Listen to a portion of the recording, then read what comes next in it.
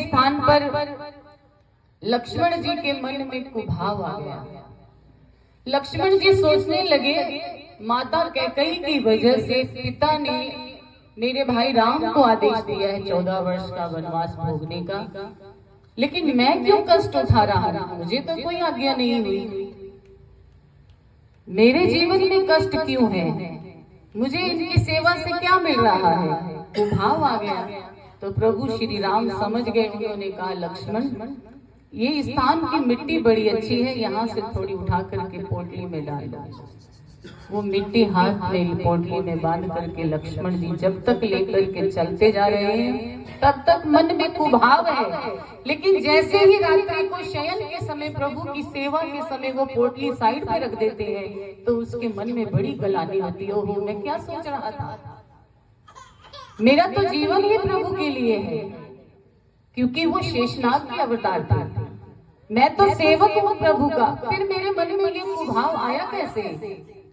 तो कहते हैं राम, प्रभु श्री राम ने कहा, लक्ष्मण, इसमें तेरा कोई दोष नहीं है, दोष है उस मिट्टी का, उस स्थान का जहां से ये मिट्टी ला करके तुम अपने हाथ में लिए चल रहे हो, इससे ही तुम्हारे भाव बदल गए हैं। उस स्थान की मिट्टी पर 2 राक्षस थे, सुंद और उपसंद। वो दोनों भगवान की आराधना में लगे रहते थे। एक बार उन्होंने ब्रह्मा जी को तपस्या से प्रसन्न कर लिया और कहते हैं कि राक्षस तो वही मांगते हैं कि सदा अमर रहे, हमें कोई मार ना सके। तो उन दोनों ने तपस्या करके ब्रह्मा जी को प्रसन्न किया और ब्रह्मा जी से अमरता का वरदान मांगा। लेकिन ब्रह्मा जी ने कह दिया कि अमर तो मैं तुम्हें कर दूंगा, लेकिन कुछ सीमित समय रहेगा। जिस दिन तुम आपस में एक दूसरे के साथ लड़ोगे उसी दिन एक दूसरे के हाथों से मारे जाओगे।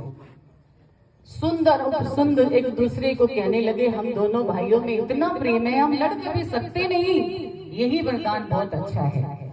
उन्होंने कहा, हाँ भगवान, यही वरदान दे दीजिए। तो ब्रह्मा जी ने तथास्तु कह दिया। अब दोनों भाई मस्ती में इतने मद हो गए कि देवताओं को और धरती के जितने भी जीव थे, संत महापुरुष थे, उन सबको इतना तंग करने लग गए, इतना दुख देने लग गए कि दुनिया त्राही त्राही करने लग गई। सब देवता ब्रह्मा जी के पास पहुंचे, त्राही माम, ब्रह्मा जी रक्षा कीजिए।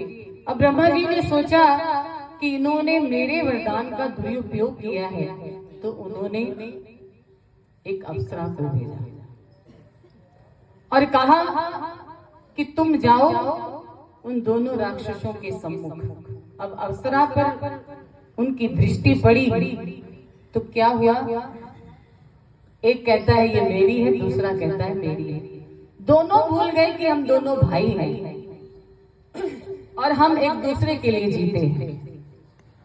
अब उस अप्सरा के प्रेम में इतने पड़ गए, दोनों कहते हैं कि तू मेरी है, वो दूसरा कहता है तू मेरी है। तो वो कहने लगी, मैं उसकी होंगी जो जीत जाएगा युद्ध में। तो दोनों भाइयों में ऐसा एक घमासान युद्ध हुआ कि दोनों ही एक दूसरे के हाथों से मारे गए।